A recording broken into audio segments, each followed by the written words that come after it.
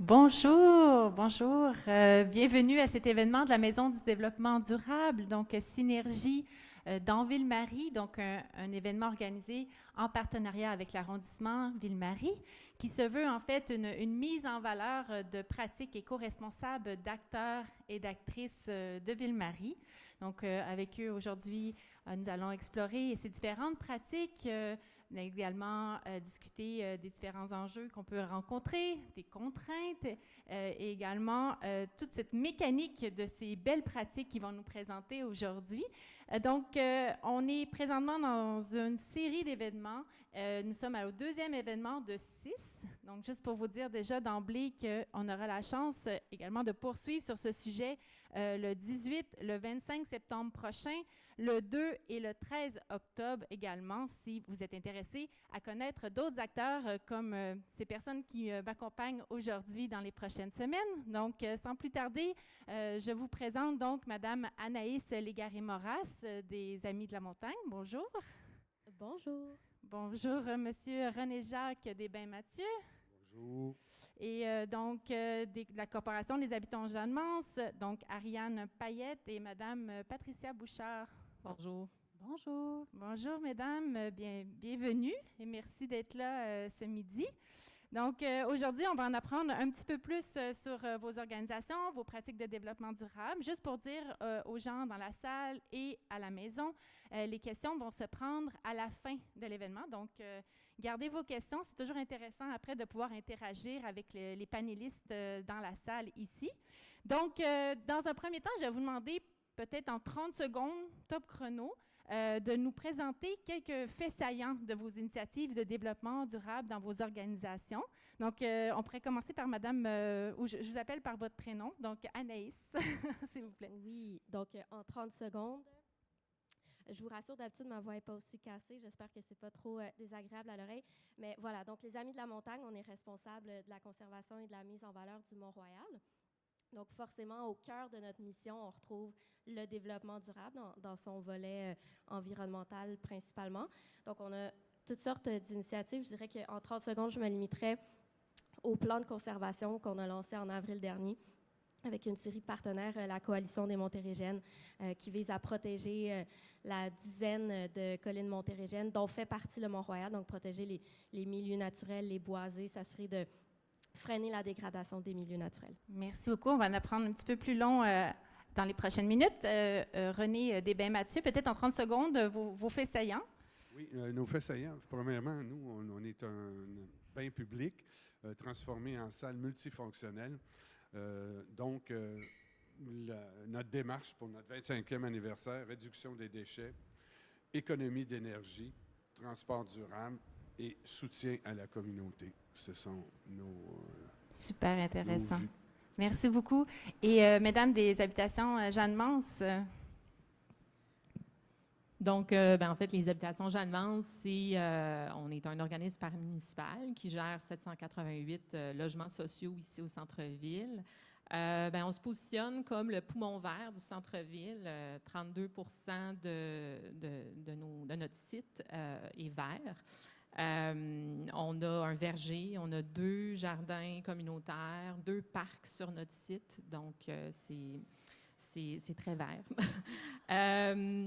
On essaye le plus possible aussi d'utiliser des produits écologiques lorsqu'on fait le nettoyage des espaces communs de nos immeubles. On a aussi mis sur pied des mesures incitatives pour le transport en commun pour nos locataires et pour nos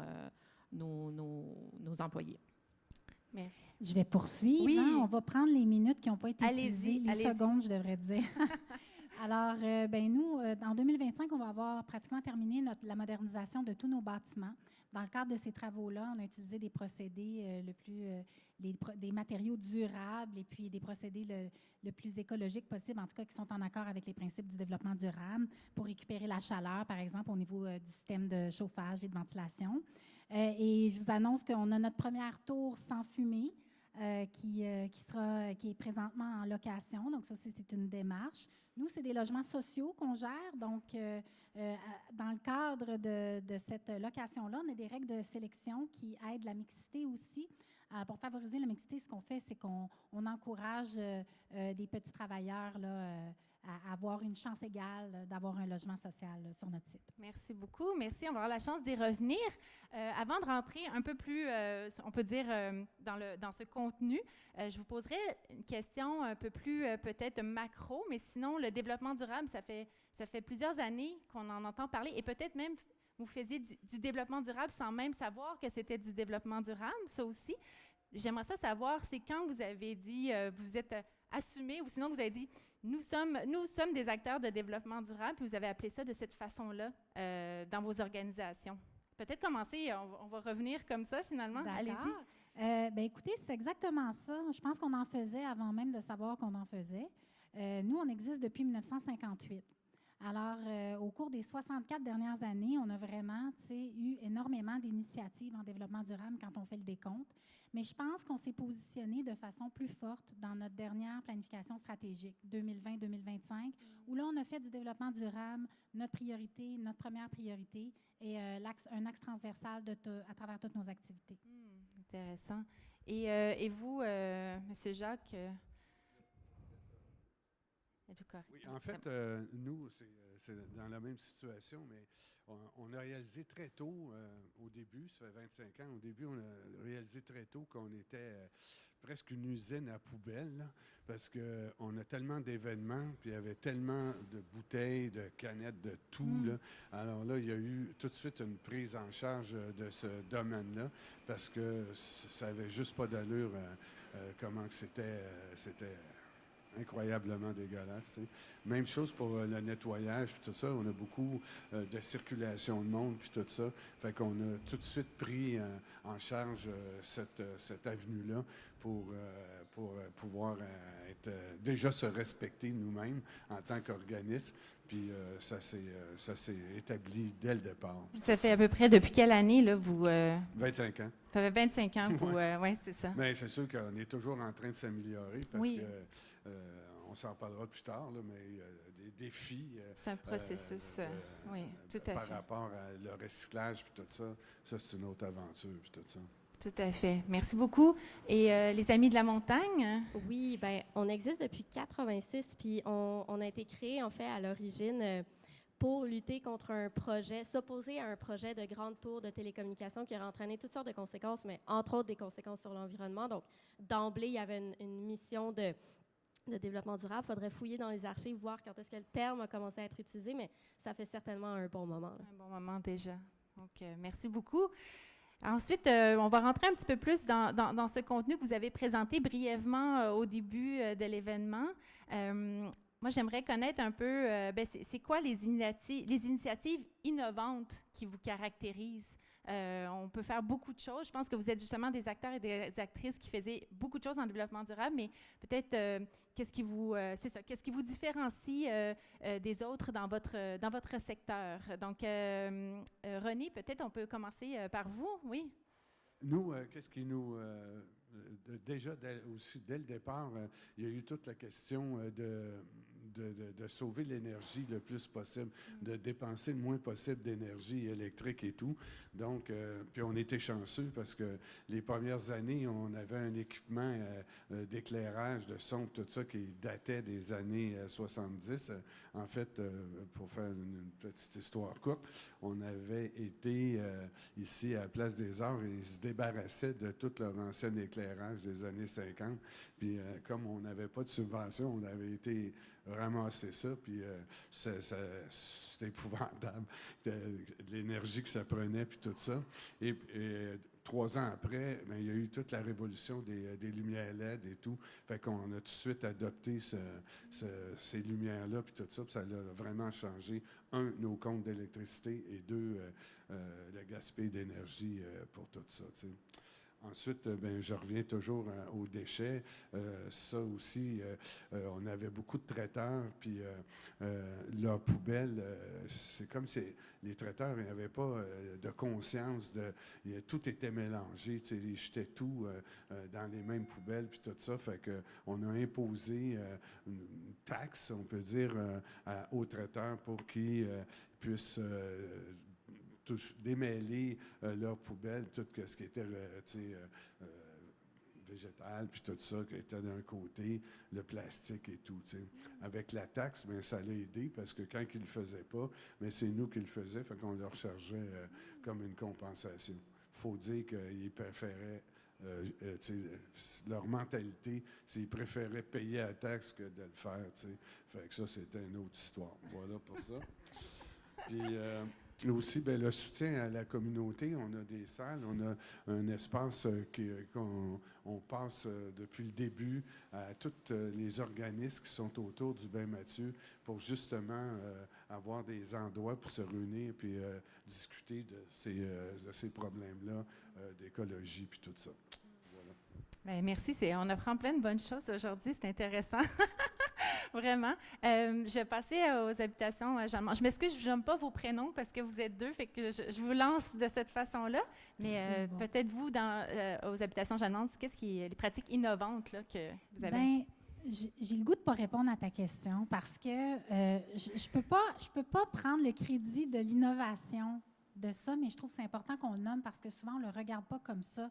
Le logement social, c'est une mesure de développement durable. Donc, c'est un geste concret pour réduire la pauvreté.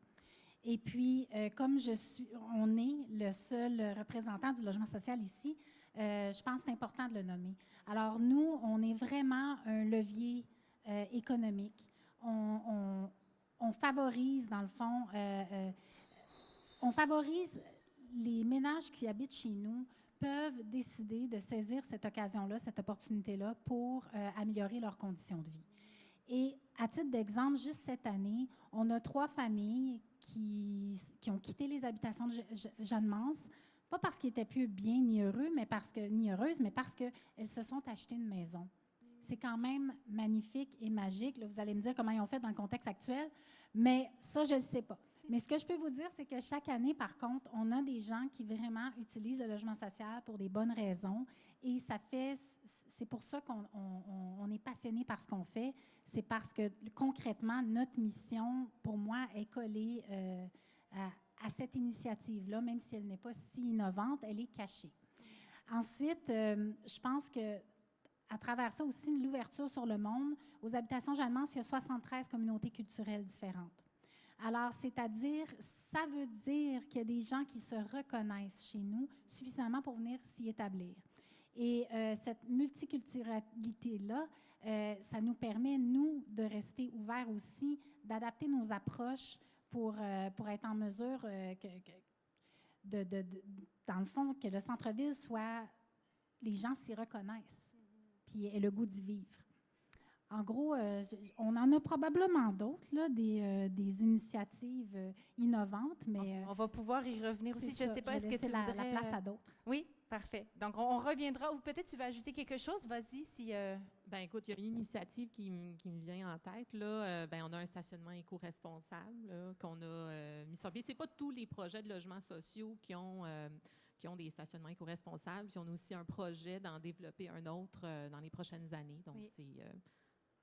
C'est une belle mesure. C'est un stationnement écologique. Oui, c'est ça. Oui. Il faut parler dans le micro, pas de problème, René. Je pense qu'il mentionnait les jardins. Donc oui, il y a des jardins communautaires sur le site, il y a énormément de verdure. Elle l'a mentionné tout à l'heure, il y a un verger. Les jardins, par contre, c'est ça, à travers notre site, il y a des terrains qui appartiennent à la ville. Donc, ça appartient à la ville, mais on en bénéficie. Intéressant. On va avoir l'occasion d'en revenir un petit peu plus en profondeur. Anaïs? Oui. Bien, j'aimerais rebondir. En fait, les habitations Jeanne-Mance, finalement, on a quelques points en commun. Vous êtes le poumon vert du centre-ville. Nous, on est le poumon vert de la ville. Puis, on collabore aussi étroitement avec la ville qui possède les terrains sur lesquels on opère. Pour répondre à la question, le mécanisme le plus innovant en développement durable qu'on a mis sur pied depuis 3 ans, c'est les communautés de pratique par lesquelles on rassemble les 11 institutions qui sont présentes sur le Mont-Royal. On n'est pas les seuls sur le Mont-Royal. Il y a des hôpitaux, cimetières, universités, il y a même les forces armées, arrondissements, etc. Puis la nature, on sait, ne connaît pas de frontières. Donc, s'il y a un problème, par exemple, d'espèces exotiques envahissantes sur un bout de la montagne, bien, ça va se répandre. Puis si on ne sait pas ce que les autres institutions font sur leur territoire, on nuit à l'efficacité de nos mesures. Donc, depuis 3 ans, on a décidé de lancer ces communautés de pratique-là. On se réunit une fois par année pour une grande rencontre autour d'un énoncé de vision qui vise à dire qu'est-ce qu'on veut faire exactement sur le territoire en matière de gestion écologique. Puis ensuite, au courant de l'année, on a des rencontres sur des thématiques différentes, donc la gestion de l'eau, la gestion de la neige, puis la gestion différenciée des espaces que vous connaissez peut-être parce que ça gagne en popularité, là, c'est le fait de gérer différemment le gazon.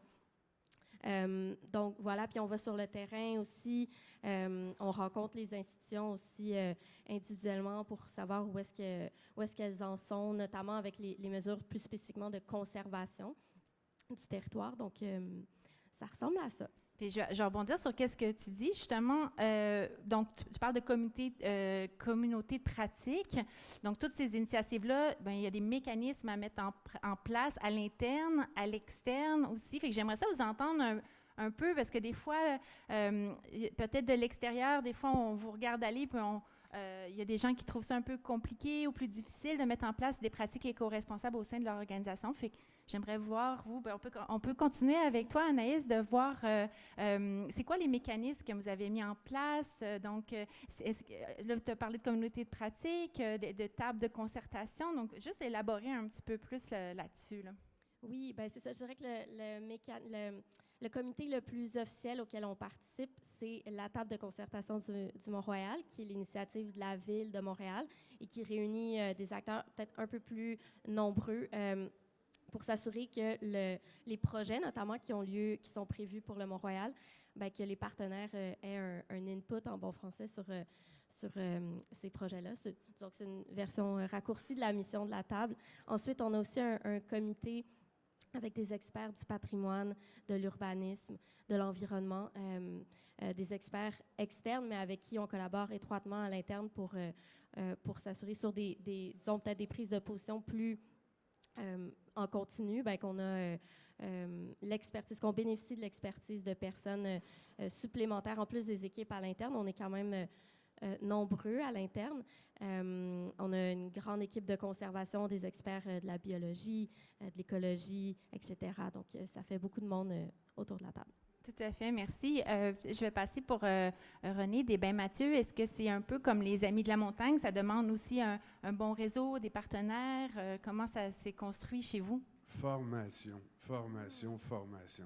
Nous, on était obligés de créer quasiment une unité spéciale, des jeunes je fais une parenthèse, on est chanceux, on vit où est situé le bain. Il y a beaucoup de nos employés, presque la plupart, vivent autour du bain puis tout ça, fait que ça nous avantage beaucoup. Mais dès le départ, on a réalisé qu'on ne peut pas se fier dans une soirée au boss boy, admettons que c'est eux qui faisaient tout le triage de toutes les bouteilles, le plastique, le ci puis le ça. Fait qu'on a formé des jeunes qui viennent 3 fois, 4 fois, puis c'est eux qui démêlent toutes nos poubelles, qui placent tous les trucs comme il faut, qui sortent. Enfin, on a éliminé aussi des sacs de poubelles. On envoie directement les déchets dans les containers, puis tout ça. Fait que, mais formation, c'était la seule façon qu'on pouvait arriver à être logique dans notre approche. Avez-vous eu le soutien financier ou c'est vous qui avez déboursé, Non, Mathieu? c'est nous qui déboursons. C'est vous qui avez déboursé les formations. Puis parlant de subvention, mais on va y arriver. Oui, on va y arriver. Donc, Patricia, Ariane, chez vous, comment ça se passe, les mécanismes? Ça va quand même être assez bref. C'est tout nouveau. Là, on a la création d'un comité développement durable qui est issu de notre conseil d'administration. Et le conseil d'administration, je voudrais souligner aussi nos bailleurs de fonds qui sont la Société canadienne d'hypothèques et de logement, la SCHL, et la Ville de Montréal, donc nos copropriétaires. Tout ce beau monde-là, dans le fond, on jugeait que ce serait une bonne idée de porter un projet à la fois. Donc, que le comité puisse soutenir une initiative pour les résidents dans le quartier à l'aide, en collaboration avec des organismes du quartier. Donc, on est en train de mettre ça en place. On souhaite peut-être travailler sur la sécurité alimentaire. En ce moment, c'est quelque chose qui n'est pas évident là, pour la majorité des ménages.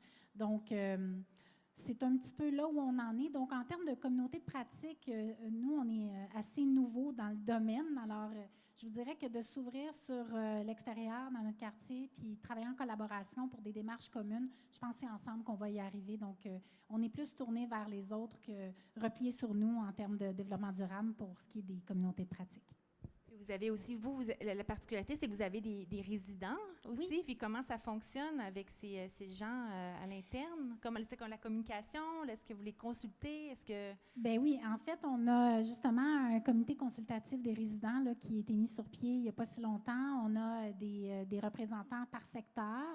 Alors, c'est sûr, c'est nos vis-à-vis premiers pour avoir de l'information rapidement de nos locataires puis en donner également.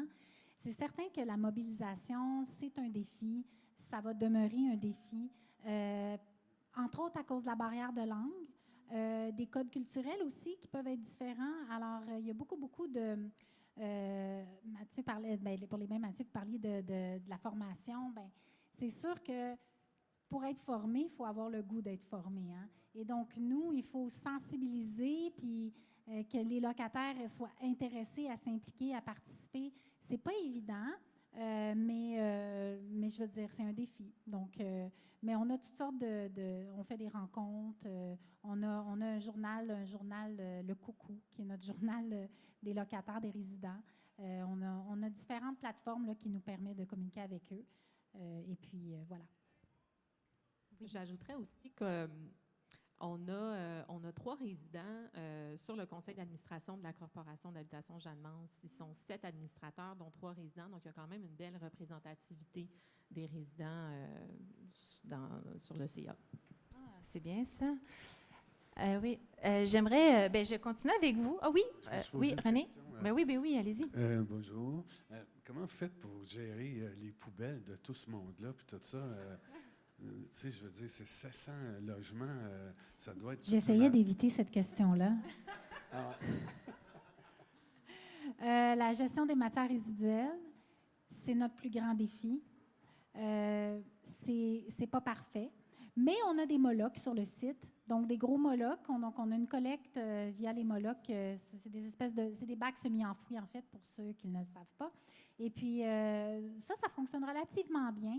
Ça se remplit vite. Par contre, on est en train d'avoir un projet pilote d'un moloc, justement, un bac semi-enfoui qui va être pour le recyclage. Donc, on a des capteurs qui mesurent la quantité là, de matière récupérée pour essayer de voir est-ce que c'est quelque chose d'intéressant. On va-tu par là pour le type de collecte.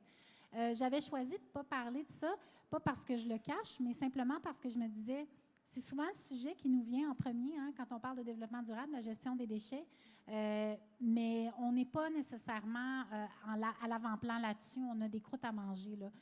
Le compost s'instaure dans pas long de notre côté, puis on n'est pas nécessairement prêt. Et tout passe par justement la sensibilisation. Je ne sais pas si vous allez parler des freins tout à l'heure, mais pour nous, c'est un frein. Alors, je vais m'arrêter là. Oui, c'est ça. Oui, j'ajouterais qu'on est, Patricia l'a mentionné, mais on est un point de dépôt pour le recyclage des objets électroniques. Donc, il y a des centaines de kilogrammes d'appareils électroniques là, qui sont recueillis à chaque année là, aux habitations Jeanne-Mance. Dans chacune de nos tours, on a une cage qui permet aux résidents de déposer tous leurs appareils électroniques. Donc, c'est quand même bien. Tout à fait. Écoute, je ne pouvais pas venir sans elle. C'est pour ça qu'on est deux. Hein? C'est parce que deux cerveaux vaut mieux qu'un. Oui, Exactement. voilà, c'est ça, c'est connu. Oui, bien merci. En fait, aussi, bien, je vais justement rebondir sur les fameux freins, parce que, bon, ces initiatives-là, c'est pas toujours facile. Des fois, il y en a des plus faciles, il y en a des fois, il faut forcer un petit peu plus. Mais bon, on est toujours je pense, dans cette idée de s'améliorer constamment. Mais j'aimerais ça, Anaïs, c'est quoi les plus grands freins que vous rencontrez justement à ces initiatives de développement durable? Puis peut-être que vous avez essayé d'en mettre sur pied et puis ça n'a pas fonctionné parce que les freins étaient trop... il y avait trop d'obstacles finalement. Peut-être donner un exemple si c'est public, tout ça, mais j'aimerais ça t'entendre là-dessus. Bien, pour ce qui est de la deuxième question, je dirais que ma relativement récente arrivée aux Amis de la Montagne fait en sorte que je ne saurais répondre pour le moment. je vous reviendrai peut-être avec une réponse. Mais pour ce qui est des freins, de façon générale, c'est certain que c'est les ressources. Je suis convaincue que c'est la même chose pour tout le monde, autant les ressources humaines que les ressources financières, pour nous et pour nos partenaires. Tout le monde a beaucoup d'ambition, tout le monde est concerné par les différents volets du développement durable et la volonté de faire quelque chose à cet effet. Puis les institutions sur la montagne, il y en a des très grandes qui ont un poids puis qui pourraient avoir un impact structurant si elles avaient les ressources pour pouvoir poser plus de gestes en matière par exemple, de préservation de la biodiversité. Mais elles n'ont pas de budget. Les institutions publiques, souvent, n'ont pas de budget dédié à ça. Elles ont des budgets pour l'entretien des infrastructures, par exemple, mais pas pour ce volet-là. Donc, c'est extrêmement difficile pour une institution de faire ce choix-là au détriment de choses qui paraissent peut-être plus urgentes, de décider que nous, on va entretenir, on va faire de la plantation, puis on va lutter contre des espèces exotiques envahissantes qui pourraient très bien continuer de pousser sans qu'on y prête vraiment attention, puis personne nous pousse vraiment à le faire, mais ces gens-là sont motivés à le faire, donc ça leur prendrait plus de ressources, et nous aussi, à l'interne, aux Amis de la montagne. Donc, voilà. On parle de ressources financières, mais ressources humaines également. Voilà. L'un ne va pas sans l'autre, là, tout à fait. Chez vous, René? Nous autres, le frein principal, c'est les subventions. Exemple, Récit Québec, des subventions pour éliminer les bouteilles de plastique. Donc, on embarque sur ce programme-là, puis tout ça, mais comme on n'a pas le volume il faudrait avoir un volume extraordinaire pour qu'ils puissent nous donner cette subvention-là. Mais en même temps, on a 6 bacs qui se remplissent de bouteilles de plastique presque à tous les fins de semaine, puis tout ça, tu sais. Fait que je trouve que c'est au niveau des niveaux de la subvention qui visent vraiment, je peux comprendre, les grandes organisations qui en consomment en quantité industrielle, mais ce serait bien qu'il y ait des niveaux un peu plus à notre niveau. C'est ça qui est notre frein, tu sais. Fait que, enfin, on les envoie, on espère juste qu'ils vont à quelque part, qu'ils ne sont pas enfuis. Ça, c'est la seule affaire. Sinon, c'est toujours la même chose, c'est la participation à tous les événements. On essaie vraiment d'essayer de sensibiliser tout le monde pour nous aider dans la récupération pendant l'événement, puis tout ça. Ça c'est vraiment... c'est un scénario catastrophe à tous les coups. Faut tout refaire, il faut toujours tout...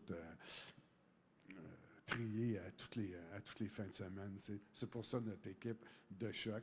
Fait que, mais c'était un frein quand même, que c'est pas dans la mentalité du monde. Comme je parlais des traiteurs tantôt, c'est pas dans leur mentalité d'avoir du compost, de mettre le plastique, ça, puis de pas tout mêler. Ces autres sont habitués. Ah oui, on jette tout, soir, laisse tout traîner. C'est comme, fait que la taxe, comme je disais. Voilà. Des fois, on veut être efficace, mais c'est ça. Ça va un peu à l'encontre de qu'est-ce qu'on veut mettre sur pied, finalement. Il y a l'éducation générale à faire, tu sais. Ben, tout à fait. Et chez vous, ben, on en a parlé un petit peu tantôt, mais peut-être on peut continuer. Peut-être juste enchaîner sur... je dirais que le temps, c'est un des freins les plus importants parce que pour qu'une mesure puisse bien prendre place, bien s'implanter, il faut prendre le temps de l'adapter à notre gestion de proximité qu'on a sur place. Tu sais que les solutions doivent être différenciées. Ça doit suivre vraiment... Nous, on a 73 communautés culturelles différentes. Ça nécessite une approche qui est différente. Et puis ça prend du temps. Donc, parfois, le manque de temps va faire en sorte qu'on va rater une cible parce que ça va être un frein, finalement, à mettre en place des initiatives qui sont intéressantes. En parallèle, juste un exemple concret. Des fois, il y a une compétition à l'intérieur même des besoins de base, à l'intérieur une espèce de priorisation des besoins. Je donne un exemple. Nous, on fait de la déminéralisation sur nos espaces. On essaie de réduire nos espaces de stationnement pour avoir davantage de verdure, pour encourager les gens à moins utiliser le véhicule. Mais en contrepartie, on a des familles avec de nombreux enfants, ou des mères ou un père monoparental ou une mère monoparentale qui doit, avec ses 3 enfants, aller faire le marché c'est hors de prix dans le quartier. On leur demande de se rendre à une épicerie abordable. Comment le faire avec autant d'enfants, parfois en bas âge, sans un véhicule? Alors, d'un côté, on accueille des nouvelles familles. On n'offre pas d'espace de stationnement parce qu'on essaie d'atteindre des objectifs prioritaires de développement durable, mais en même temps, on contrevient à un autre. Alors, c'est un nœud, ce sont des petits freins comme ça qui font que parfois, il y a une compétition entre les besoins. Et je ne l'exprime peut-être pas adéquatement, mais c'est notre réalité. Je comprends. Allez-y, au micro. Oui. Je te relance là-dessus pour les stationnements. Au début, nous, on a des HLM aussi qui sont... c'est assez gros quand même, là. Je ne sais pas combien, mais ça doit être 400 au moins, là, tout ça. Puis, quand on a commencé à avoir des événements, ça allait bien. Juste en face, il n'y avait pas encore de condo, puis tout ça. Puis, il y avait une ancienne meunerie. On avait 300 places de stationnement pour nos événements. Fait que ça allait super bien. Fait que quand ils ont construit les condos, les gens venaient se plaindre, tu sais, dire là, tout le monde prend nos stationnements, nani, nana, tu sais. Fait que nous, on était voir la ville, puis on a dit, est-ce que c'est possible qu'il y ait chacun des tables, là, que, tu sais, que ça soit réservé à ces gens-là, puis nous, on va s'arranger pour, justement, pour essayer d'encourager les gens de covoiturage first, essayer de venir à plusieurs pour ne pas prendre les stationnements. Puis on a quand même 2 métros, Frontenac, puis Préfontaine. Servez-vous-en. Mais c'est juste pour dire que la solution, ça avait été de demander les permis pour que chaque citoyen qui restait sur la rue, qui ait leur thème, puis que, tu sais, que ça finissait là. Puis ça a réglé l'affaire. Merci, bonsoir. Bien, c'est intéressant parce que c'était ma question suivante. Donc, on rencontre des freins. Des fois, il faut être ingénieux, ingénieuse, trouver des solutions. Des fois, on ne sait pas trop vers où se tourner, mais je trouve ça intéressant, René, qu'est-ce que vous dites, c'est que vous êtes retourné vers l'administration de la ville pour essayer d'aller chercher des solutions à vos problèmes. Puis sinon, est-ce qu'il y a d'autres façons que vous avez trouvées, justement? Oui, j'en ai un autre. Oui. Celle-là, on a travaillé beaucoup, vu qu'on a un village qui s'est construit autour du bain. Là, il y avait une question du son, tu sais, qui était nuisible. Là. Fait que là, on a trouvé des solutions, tout allait bien. Mais notre problème, c'est qu'on a un parc en avant du bain.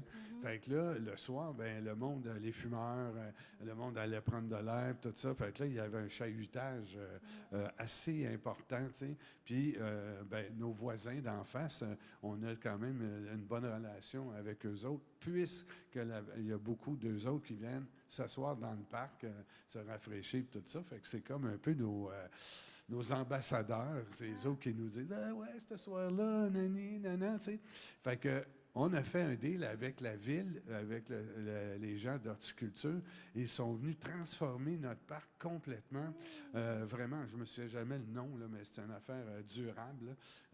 Puis pour réduire l'espace du parc, garder les bancs, mais tout l'espace qui restait a été réduit avec des monticules de plantes sauvages et tout. Vraiment un super bel job. C'est magnifique. Fait qu'il nous reste juste où sont les bancs.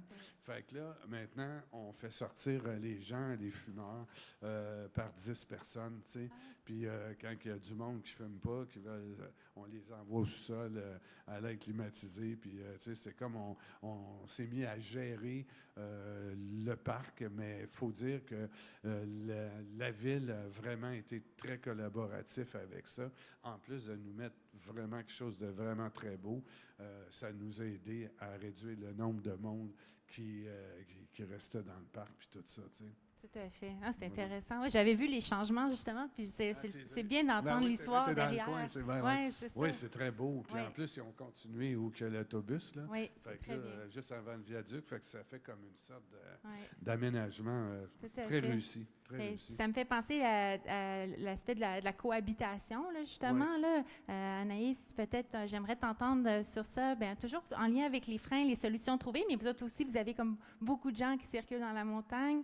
Ça amène des problèmes. Il y a des solutions à trouver, sûrement. Donc, j'aimerais ça t'entendre un peu sur ça.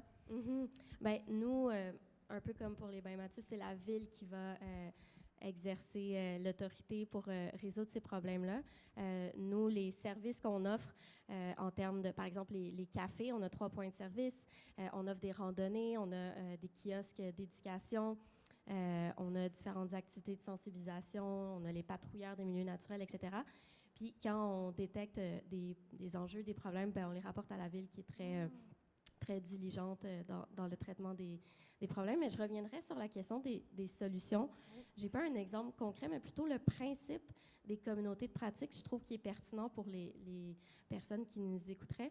Parce que c'est quoi une communauté de pratique? C'est se réunir pour échanger des idées. Puis ça a l'air banal, mais c'est rare dans le quotidien de professionnels, de gestionnaires, d'entrepreneurs qu'on a l'occasion de juste être autour d'une table, pas pour parler d'opérationnalisation d'un projet, mais vraiment échanger des idées. Puis de ça, souvent, émergent des solutions auxquelles on n'aurait pas pensé en restant juste de notre côté, même si on n'a pas la même réalité que l'organisation en face. Tu sais, sur la montagne, je le disais, là, il y a des très grandes organisations, il y en a des plus petites, mais malgré ces différences-là, on a constaté au fil des ans que le fait le choc des idées vient parfois allumer des étincelles insoupçonnées, puis disons, soulever des pistes qui n'auraient pas été explorées autrement. Puis je suis certaine que ça se réplique dans plein d'autres milieux.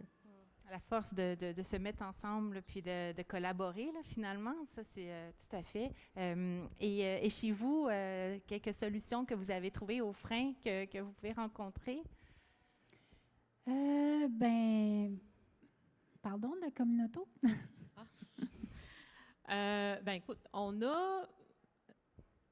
La Corporation d'habitation Jeanne-Mance, lorsque Patricia a parlé un peu de l'historique en 1958, quand la corporation a été construite, il y avait énormément de places de stationnement sur notre site. La relation qu'on avait avec la voiture n'était pas la même. La voiture, c'est le symbole de la modernité. Donc, tu sais, on a énormément de stationnement. Ça crée des îlots de chaleur sur notre site. Donc, on essaye de trouver des solutions, comme par exemple augmenter le nombre, diminuer le nombre de cases de stationnement, déminéraliser, essayer le plus possible, mais ça crée certainement une insatisfaction là, parmi nos locataires. Patricia en a parlé tantôt, là, des locataires qui sont habitués d'avoir une place de stationnement au centre-ville, de payer 5 $ par mois pour cette place-là. Donc, les solutions qu'on a trouvées, c'est de diminuer les espaces et d'essayer de favoriser le covoiturage ou communauto. On a augmenté, on a doublé le nombre de voitures communauto sur notre site cette année. Donc, il y a 8 voitures. On les a aussi dispersés dans différents stationnements. Avant, il y en avait juste 4 dans un stationnement en particulier. Alors maintenant, il y en a 8, mais ils sont dans 3 stationnements différents pour permettre l'accessibilité à nos locataires. Alors, on a aussi développé un partenariat avec Communauto pour permettre à nos résidents aux résidents du site des habitations Jeanne-Mance de ne pas payer les frais d'inscription à Communauto. C'est sûr qu'on aimerait ça aller plus loin, mais pour l'instant, c'est le partenariat qu'on a mis en place. Tu voulais ajouter quelque chose ou non? Non, peut-être ajouter le fait, je ne sais pas si tu l'as mentionné tantôt, mais pour encourager nos employés, parce qu'on a quand même 34 employés à la Corporation d'habitation Jeanne-Mance. C'est pas autant qu'aux Amis de la montagne, mais bon, on rembourse les titres de transport, dans le fond. Là, on s'est assuré de rembourser les titres de transport mensuels, quand c'est des transports mensuels, à tous les employés qui choisiraient le transport collectif plutôt que la voiture. Puis c'est possible, bien sûr, grâce aux investissements de nos bailleurs de fonds. Une belle initiative, justement, à venir en transport en commun, là. Merci. Puis là, j'avais envie de vous poser une question. Si j'ai une lampe, là, Aladdin, vous avez le droit de faire un souhait là, qui pourrait vous aider justement à en faire plus en développement durable. Qu'est-ce que vous auriez de besoin pour aller plus loin dans vos organisations, pour mettre d'autres projets en branle ou pousser plus loin les projets existants, en fait? Anaïs? En cohérence avec la question précédente, je dirais avoir plus de ressources. À l'interne, pour nous, ça se traduirait par avoir une plus grande équipe qui est responsable des initiatives de développement durable et du financement qui soit à la mission. parce que des fois, c'est ça la difficulté selon le type d'organisation, là, mais si on souhaite que le développement durable fasse partie intégrante de nos activités, on ne peut pas toujours fonctionner par projet ponctuel avec un début et une fin. Ça doit être en continu, donc ça ferait le plus grand bien. Tout à fait. Merci. Et chez vous? Un toit vert. Ah oui. Un toit vert, ça serait génial. Tu sais, je veux dire, on a une surface incroyable en plus, puis tout ça, soleil toute la journée. Mais on a fait venir, pour notre 25e, nous, on rêve pour le 50e. Tu sais. Fait que là, on essaie de s'équiper le plus possible pour être durable, là, puis tout ça. Fait que, mais, mon Dieu, c'est compliqué. Un toit vert, c'est pas à la portée de tout le monde. Il y a des lois antisémiques, ça finit plus, là. Mais c'est notre rêve quand même, puis tout ça, tu sais. Mais à un moment donné, je voudrais juste revenir sur, pas la lampe d'Aladin, mais sur le ménage, parce que j'ai oublié un élément important, c'est le ménage dans une place comme la nôtre, tout ce que ça l'impliquait, puis tout ça. J'y reviendrai, mais je vous laisse avec Aladin, mais j'aimerais ça revenir. On va à Aladin, puis on revient au ménage. Parfait, c'est bon.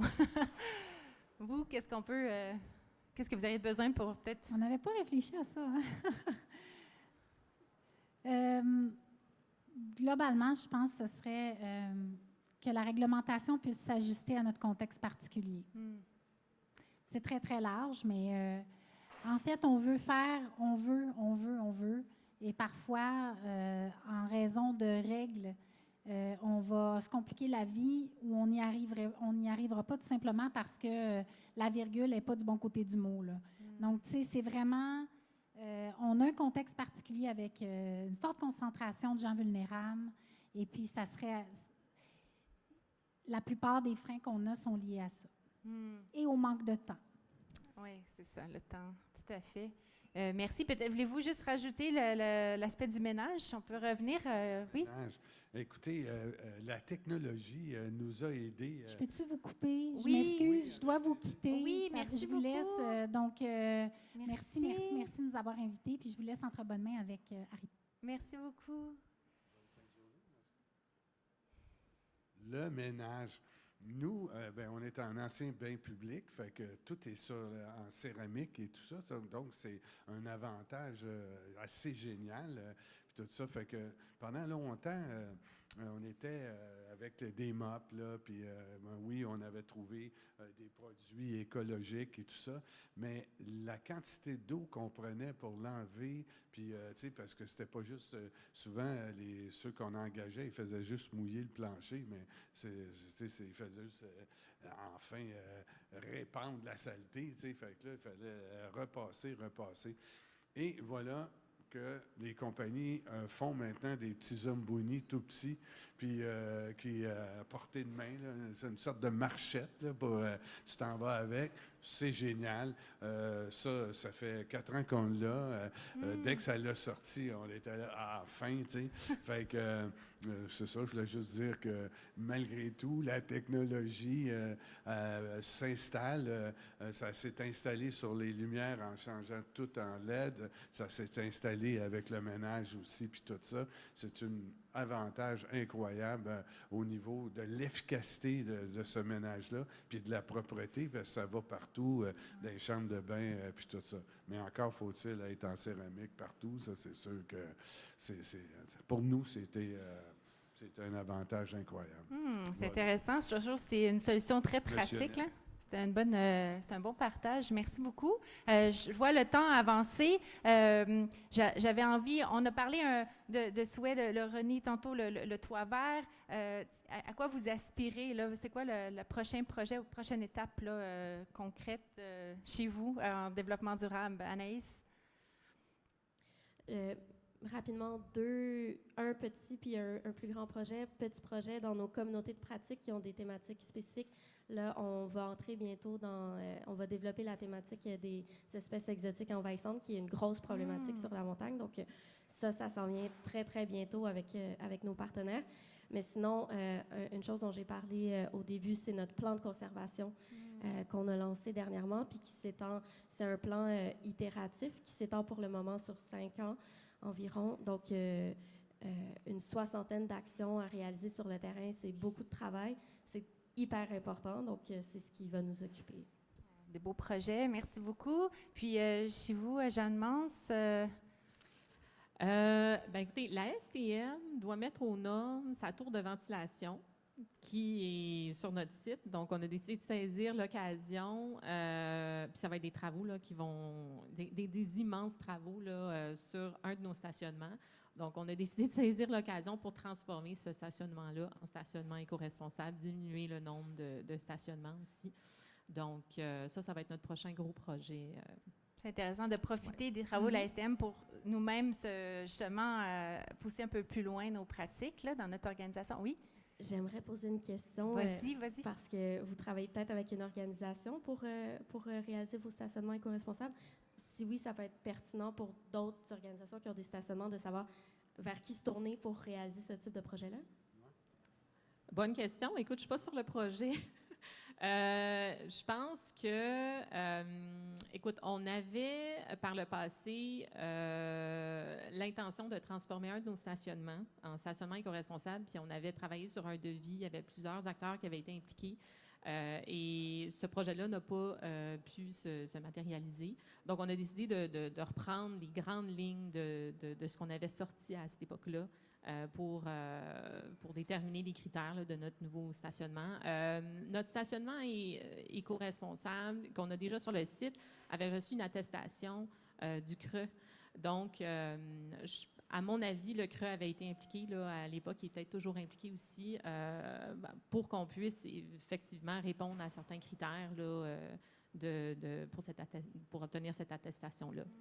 Mais Ariane, c'est quoi un stationnement éco-responsable? C'est que ça a l'air. Écoute, un stationnement écologique éco-responsable, écoute, on a verts. diminué le nombre de places de stationnement sur notre site. On a un bassin de biorétention d'eau, donc l'eau est versée dans ce bassin-là. Donc, on a des horticulteurs là, qui font l'entretien de toute la végétation dans ce bassin-là l'été.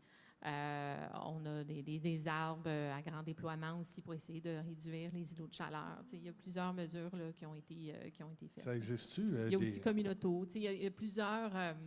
c'est ça, il y a plusieurs critères qui font en sorte que ça peut être un stationnement écologique. Ça existe-tu des stationnements avec des toits en verdure, genre faire pousser de la vigne au-dessus d'un stationnement? Je ne sais pas, il faut créer comme une sorte de tempo vert.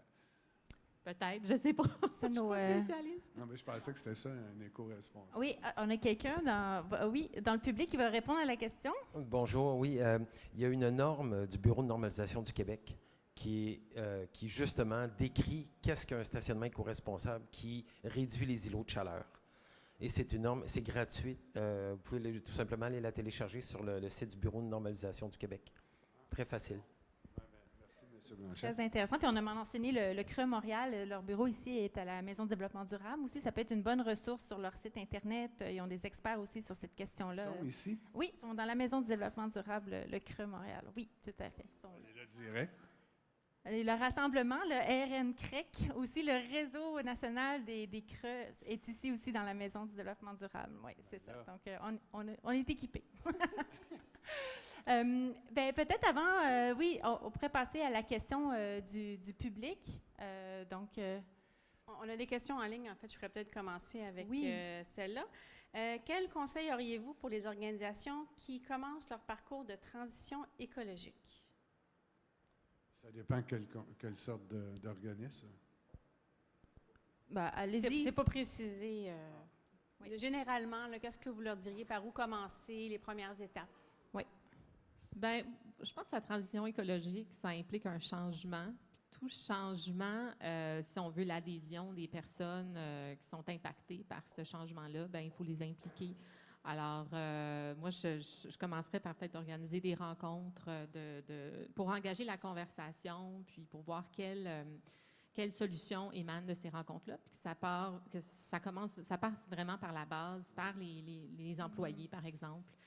Donc, au moment où l'organisation est prête à mettre en application, ces changements-là, ben, on risque d'avoir une meilleure mobilisation puis d'adhésion des personnes dans l'organisme.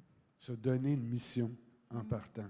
Se donner cette mission-là en partant, que ça fasse partie de l'ADN de l'organisme. C'est ça qu'il faut. Sinon, ça va tourner en rond, tu sais. Fait que nous, quand on est commencé, déjà, on était pas mal dans cette aventure-là. On s'est tout de suite dit, c'est ça qu'il faut qu'on fasse. Mais aussi, on a été débordés, ça, il faut le faire. Mais la mission de l'avoir déjà en partant, je trouve que c'est un bon départ, tu sais.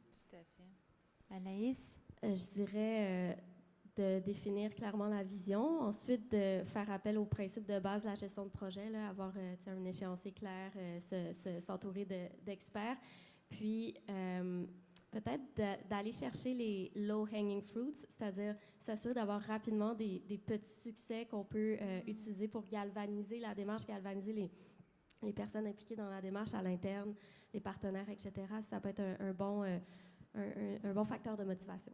Tout à fait, de ne pas se donner un objectif peut-être trop loin, trop difficile en partant, mais d'aller chercher des petits gains, c'est encourageant, puis on a envie de continuer, tout à fait, de consulter notre communauté, de mettre ça dans notre mission, dans notre vision, totalement. Est-ce qu'on a une autre question pour vous? Oui, bonjour, Marie-Christine Chartier du Centre universitaire de santé McGill. Je me demandais, auriez-vous des conseils à nous donner aux établissements de santé donc pour inciter davantage nos employés à adopter un mode de transport plus durable et actif pour se rendre au travail? Puis même chose pour nos patients, nos visiteurs qui viennent visiter nos centres hospitaliers. Bonne question. Quelqu'un veut répondre? Bien, Oui. nous, ce qu'on a fait à la corporation, mais Patricia en a parlé tantôt, c'est qu'on a... au moment de la dernière négociation de la convention collective, on a accepté de rembourser les titres de transport en commun sur l'île de Montréal. Donc, c'est sûr que j'ai pas les chiffres avec moi, mais on a remarqué quand même une augmentation là, d'employés qui ont choisi de prendre le transport en commun et non leur voiture là, pour venir au travail. Intéressant. Est-ce que vous avez d'autres pistes d'inspiration? Non? Déjà, je pense qu'avec l'incitatif financier, je pense que ça peut aider les employés à avancer. Avez-vous une sous-question ou ça va? On a le temps de... Oui, peut-être une sous-question pour les habitations Jeanne-Mance. Donc, dans votre gestion éco-responsable de vos stationnements, est-ce que vous avez établi des critères pour venir, par exemple, favoriser les résidents qui ont des véhicules électriques ou hybrides? Bonne question. C'est sûr que dans le futur stationnement éco-responsable, il va y avoir des bornes électriques. C'est pas mal. C'est le seul. C'est ça. On a voilà. C'est ça. Mais il y a beaucoup de changements qui ont eu lieu dans les dernières années avec nos résidents. Avant, les visiteurs de nos résidents pouvaient stationner sur le site gratuitement. Venaient sur le site, ça mobilisait un de nos agents de sécurité qui devait donner une vignette, tout ça. C'est des mesures qu'on a enlevées avec le temps. Ça demandait des ressources. Puis en plus de ça, ça incitait les gens à venir en voiture stationner sur notre site. Donc, peu à peu, on a mis en place certaines mesures. Il y avait aussi des résidents qui pouvaient demander un deuxième, voire un troisième stationnement sur notre site. Le troisième stationnement, on l'a éliminé, puis on a décidé de créer une liste d'attente pour nos résidents qui souhaitent avoir une première place de stationnement, puis une liste d'attente pour ceux qui souhaitent avoir une deuxième place de stationnement. Avant, tout le monde était sur la même liste. Donc, je ne sais pas si ça répond à votre question, mais c'est certaines mesures qu'on a mises en place pour essayer de répondre à la demande de nos résidents, tout en essayant de favoriser d'autres modes de transport que la voiture au centre-ville. Étant donné que les habitations Jeanne-Mance, on est situé au centre-ville, on est entre deux stations de métro. On est quand même bien situé, donc mais c'est ça prend un changement de culture auprès de nos locataires. J'ai une autre question en ligne. Oui. C'est souvent un défi pour les petites et moyennes entreprises d'avoir le temps et les ressources de se former je pense qu'ils font référence à vous pour le bain Mathieu. Est-ce que ça a été un défi de mettre en place les formations et comment y êtes-vous arrivé? C'était hyper long, parce que, hyper long. Soyons honnêtes. Non, mais franchement, c'est parce que, c'est de garder notre monde, tu sais, parce que c'est pas tout le monde qui a le goût de jouer dans les poubelles, là, même payé, là, tu sais, on est quand même un but non lucratif, fait que les salaires ne sont pas très élevés pour ce genre d'affaires-là. Mais long aussi en formation, mais long à garder le rythme, si on peut dire, parce qu'on perdait le monde. Là, il fallait en retrouver d'autres, puis tout ça. T'sais. Mais c'est ça, il ne faut pas se décourager. Il y a des fois, moi-même, j'étais vraiment mal à l'aise de sortir les poubelles, puis tout ça, parce que je trouvais que c'était vraiment pas ça mon idée de l'aventure du bain Mathieu, tu sais. Mais je trouvais ça faisait tâche, tu sais. Fait que là, en ce moment, je touche du bois, mais j'ai une bonne équipe. Ils sont là, ils font bien leur job, ils sont à côté, ils sont contents, ils marchent, ils traversent la rue, puis ils viennent faire tout ce qui a rapport avec la récupération. Fait que ça, déjà, ça leur fait une petite base, puis tout le monde est content. Voilà. Mais il ne faut pas lâcher. C'est ça.